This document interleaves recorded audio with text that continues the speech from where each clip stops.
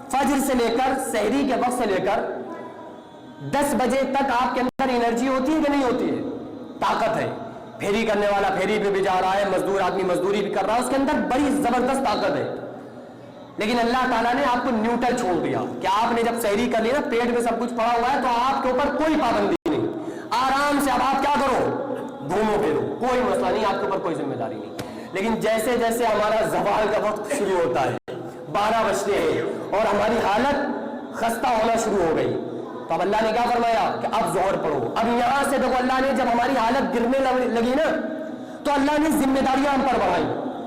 अब जोहर की नमाज पढ़ी, अब और हालत गिरती जा रही है, तो अभी थोड़ी देर गुजरी थी, फौरन असर की अज़ानें होना शुरू हो गई।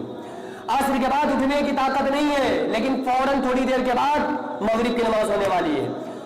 चलो ठीक है, मगरिब तक तो ठीक है। जैसे ही आपने इफ्तार किया, इफ्तार के वक्त कैसी खुशी मिलती है? आप अलैहिस्सलाम ने इरशाद फरमाया कि अल्लाह ताला रोजेदार को 2 खुशियां अता फरमाता है।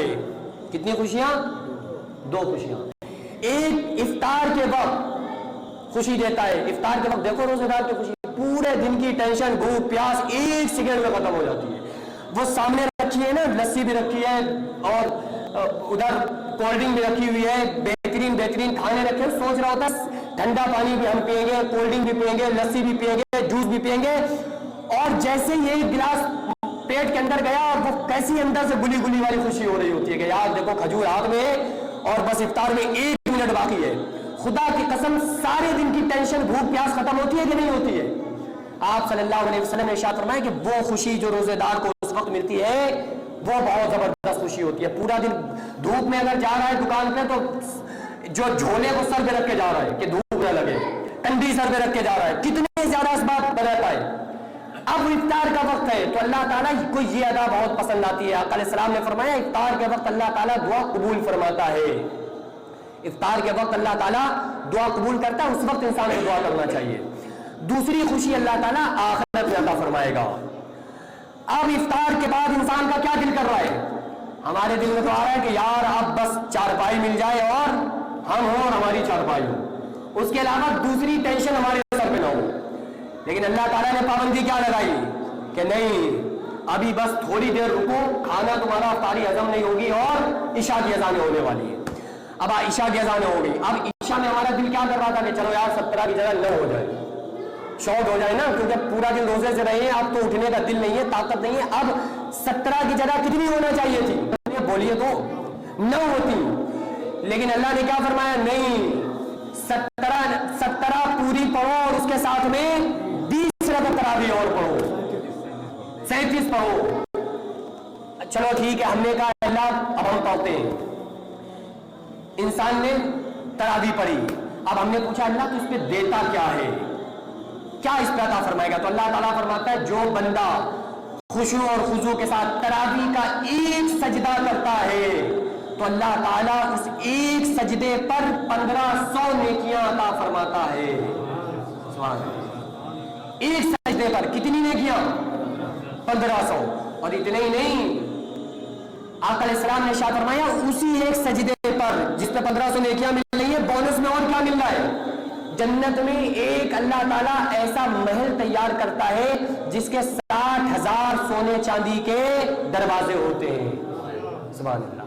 तो इतनी बड़ी अल्लाह ताला नमाज से नवाजने वाला है। ये तो रमजान है ना, रमजान के माना क्या है? जला देना, यानी अल्लाह ताला हमारी पूरी साल के गुनाहों को भस्म करके रख देता। तो अफसोस मुर्दे करते हैं वो लोग, जब मुर्दों के ऊपर से, चूंकि रमजान में अजाब को तो मुर्तफा कर दिया जाता है, अजाब उनसे उठा लिया जाता है, तो उनको बाखबर किया जाता है ना कि ये जो तुम पर से अजाब को उठाया गया है, ये अजाब को हल्का कर दिया गया, अजाब को जो तुम पर से मुर्तफा किया गया है, हटा दिया गया है, ये रमजान के महीने की बरकत की वजह से।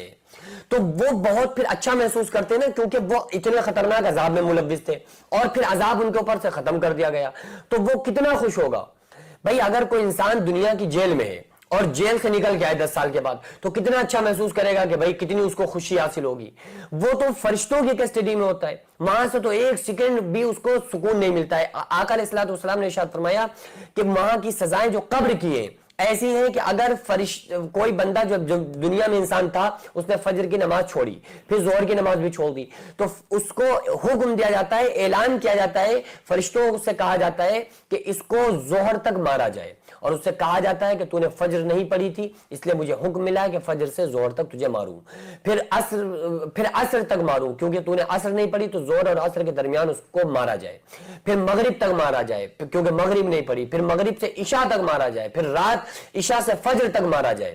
کیوں؟ کیونکہ اس نے نماز کو نہیں پڑھا تھا. تو اس کے اوپر فرشتے اس کو یہ ریلائز کراتے ہیں, اس کو یہ بتاتے ہیں کہ دیکھو تم نے یہ گناہ کیا تھا, اس وجہ سے تم کو یہ سزا مل رہی ہے.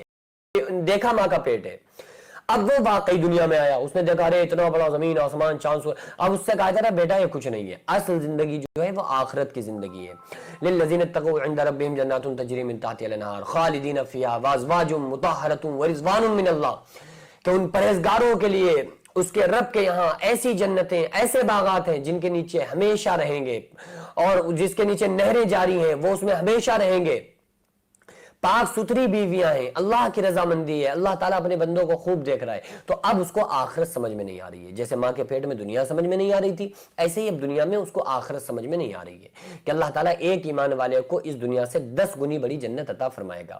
تو یہ باتیں ہمیں یقین ہے کیونکہ ہمارے نبی صلی اللہ علیہ وسلم نے ہم کو بتایا ہے.